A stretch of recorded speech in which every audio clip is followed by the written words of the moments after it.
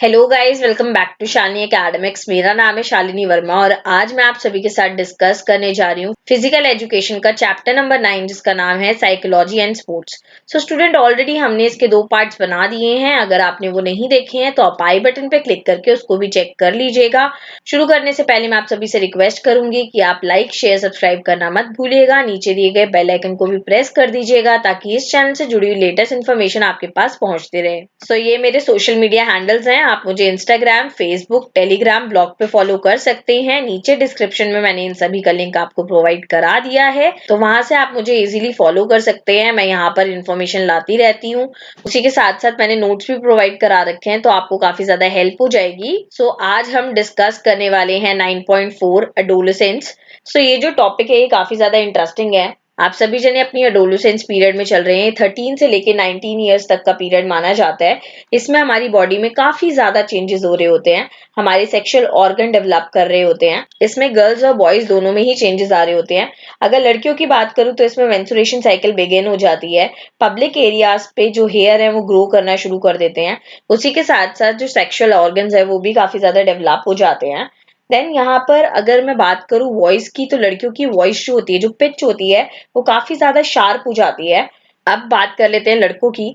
तो लड़कों में क्या होता है, दाढ़ी मूछें आनी शुरू हो जाती हैं। पब्लिक एरिया पे हेयर ग्रो करना शुरू कर देते हैं। अगेन जो रिप्रोडक्टिव ऑर्गन्स हैं वो डेवलप हो जाते हैं। वहीं पे जो लड़कों की वॉइस है वो काफी ज्यादा हैवी हो जाती है। इस एज में जो बच्चा होता है वो अपनी खुद की आइडेंटिटी स्टैब्लिश करना चाहता है। वो खुद भी कंफ्यूज होता है कि मैं छोटा हूँ या बड़ा हो गया हूँ। ये बोला जाता है कि इस उम्र के जो स्टूडेंट्स होते हैं वो अपोजिट सेक्स की तरफ अट्रैक्ट होते हैं। जैसे जो लड़के हैं वो लड़कियों की तरफ अट्रैक्ट होंगे और जो लड़कियां हैं वो लड़कों की तरफ अट्रैक्ट होंगी। तो चलिए इसकी डेफिनेशन देख लेते हैं। According to Gesell, adolescence is the period through which a growing child make transition from childhood to adulthood। adolescence एक ऐसा पीरियड है जिसमें जो बच्चा होता है वो चाइल्डहुड और अडल्टहुड के बीच में होता है। उसको समझ नहीं आ रहा होता कि मैं बच्चा हूँ या मैं बिल्कुल बड़ा हो चुका हूँ।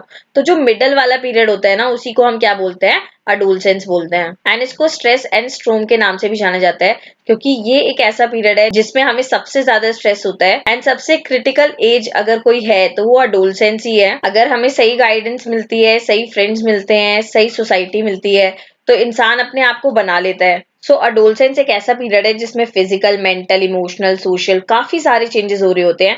उसी के साथ साथ जो एक बच्चा है वो सेल्फ डिपेंडेंसी की तरफ मूव कर रहा होता है। वो चाहता है कि वो अब किसी पे डिपेंडेंट ना रहे। वो अपने डिसीजन खुद लेना चाहता है। वो अपनी लाइफ को खुद एक्सप्लोर करना चाहता है। खुद अपने एक्सपीरियंसेस क्रिएट करना चाहता है और उनसे सीखना चाहता है। अडोलोसेंट प्रॉब्लम। सो आप सभी जने जानते हैं कि अडोलोसेंस कितनी क्रिटिकल एज है और वहां पर प्रॉब्लम का क्रिएट होना नेचुरली है। तो सबसे पहली प्रॉब्लम आती है इंडिपेंडेंसी। सो इसमें जो टीनेजर होता है वो अपने टास्क खुद करना चाहता है। लेकिन प्रॉब्लम यहाँ आ जाती है कि पेरेंट्स इस चीज को एक्सेप्ट नहीं करते हैं, क्योंकि वो नहीं चाहते कि उनका जो बच्चा है वो गलत संगति में जाए, बैड कंपनी में पड़ जाए। तो इसीलिए पेरेंट्स जो है वो कंट्रोल करना चाहते हैं अपने बच्चे को। लेकिन वहीं पे जो टीनेजर है वो चाहता है कि वो अपने डिसीजन खुद ले। तो इसकी वजह से क्लैशेस हो जाते हैं और यही कारण है मोस्टली केसेस में जो बच्चा होता है वो अपने पेरेंट्स के साथ क्लोज ना होकर वो अपने फ्रेंड्स के साथ क्लोज हो जाता है। Next, problem of physical development. So जैसे कि आप सभी जने जानते हैं कि अडोलसेंस में काफी रैपिड चेंजेस हो रहे होते हैं। सो कहीं ना कहीं जो बच्चे होते हैं उन्हें फिजिकल अपीयरेंस मैटर करती है, और अगर वही फिजिकल अपीयरेंस सही तरीके से ना हो तो वहां पर जो है प्रॉब्लम क्रिएट होनी शुरू हो जाती है। जो टीनेजर्स होते हैं उनके बीच में टेंशन क्रिएट होनी शुरू हो जाती है। अब आप सभी जने जानते होंगे कि अडोलसेंस एज में क्या होता है, जो बच्चे होते हैं उनके फेस पे पिंपल्स ग्रो करने शुरू हो जाते हैं। सो वो अपनी फिजिकल अपीयरेंस को लेकर इतने कॉन्शियस होते हैं कि उनके माइंड में टेंशन और स्ट्रेस रहता है कि मैं सही लग भी रही हूँ या लग रहा। Third, emotional problem. तो जैसे कि मैंने आपको बताया कि एडोलेसेंस जो है उसमें हमारे जो इमोशंस है वो काफी ज्यादा डिसबैलेंस होते हैं, और यहाँ पर क्लियरली लिख रखा है that emotion are at the peak and seems imbalance. तो इमोशंस जो होते हैं वो अपनी पीक पे होते हैं, वो काफी इम्बैलेंस होते हैं। सो बच्चों के साथ काफी ज्यादा मूड स्विंग्स हो रहे होते हैं। तो यहाँ पर एक टीनेजर ऑटोनॉमी की डिमांड करता है, लेकिन एक्चुअली उसको ऑटोनॉमी यानी कि स्वतंत्रता मिलती नहीं है उसके पेरेंट्स और टीचर से।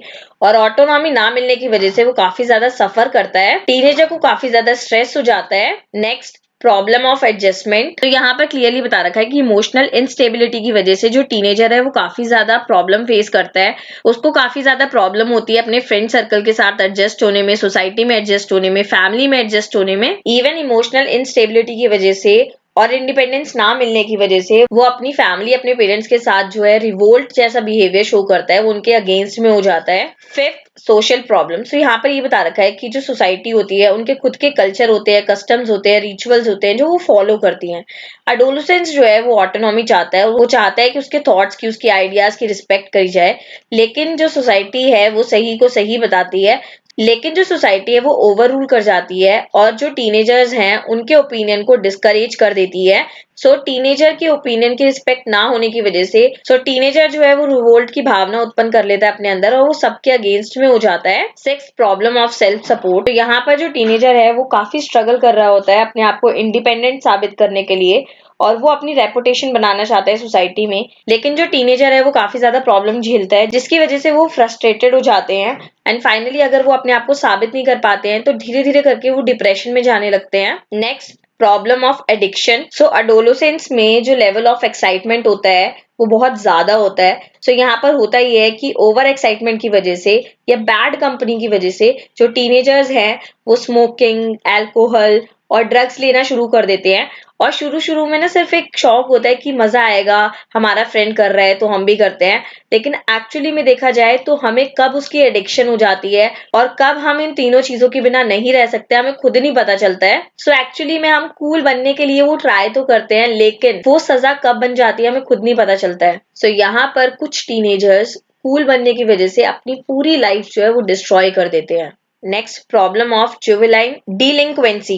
टीनेजर जो है वो ऑलरेडी इतना इमोशंस के साथ सफर कर रहा होता है और इमोशन स्टेबल ना होने की वजह से वो वायलेंस में इंडल्ज हो जाता है, वो लड़ाई झगड़ा करना शुरू कर देता है, वो मार पिटाई करना शुरू कर देता है, गाली गलौज करना शुरू कर देता है, जिसकी वजह से क्या होता है वो धीरे धीरे करके सीरियस क्राइम करना शुरू कर देता है एंड फाइनली वो अनलॉफुल बिहेवियर शो करता है। उसी को हम जुवेनाइल डेलिक्वेंसी बोलते हैं। एक ऐसी अनलॉफुल एक्टिविटी जो एक माइनर ने करी है उसी को कहा जाता है juvenile delinquency. Problem of identity. इसमें यही है कि टीनेजर जो है वो अपनी आइडेंटिटी बनाना चाहता है, अपने आप को इंडिपेंडेंट बनाना चाहता है, तो उसके कुछ ड्रीम्स होते हैं, उसकी कुछ फैंटेसीज होती हैं जिसको वो पूरा करना चाहता है, लेकिन लैक ऑफ पेरेंटियल सपोर्ट, माता पिता के ना सपोर्ट करने की वजह से उन्हें सोसाइटी के नॉर्म्स को मानना पड़ जाता है। Next, sex problem. यहाँ पर ये बता रखा है कि जो एक बच्चा है उसकी बॉडी में ऑलरेडी बहुत ज्यादा चेंजेस हो रहे होते हैं, जो टीनेजर होता है वो खुद भी नहीं समझ पा रहा होता है कि उसके साथ क्या ही हो रहा है और एक्चुअली इसलिए होता है बिकॉज सेक्स एजुकेशन पे बात नहीं करी जाती है।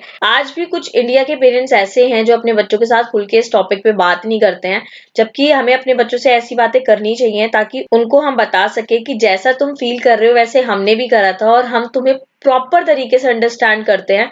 पेरेंट्स को बच्चों को सपोर्ट करना चाहिए, उनकी फ्रीडम की रिस्पेक्ट करनी चाहिए। उसी के साथ साथ एक बच्चे की भी ये ड्यूटी बनती है कि जो हमारे पेरेंट्स हमारे अंदर ट्रस्ट दिखा रहे हैं उसको हम बरकरार रखें। स्टूडेंट, यहीं पे ये टॉपिक हो जाता है फिनिश। आई होप आपको ये सारी चीजें समझ आई हैं। अगर आपको ये चीजें समझ आई हैं तो आप मेरे चैनल को लाइक, शेयर, सब्सक्राइब कर सकते हैं। नीचे दिए गए बेल आइकन को भी जरूर प्रेस कर दीजिएगा ताकि इस चैनल से जुड़ी हुई लेटेस्ट इन्फॉर्मेशन आपके पास पहुंचती रहे।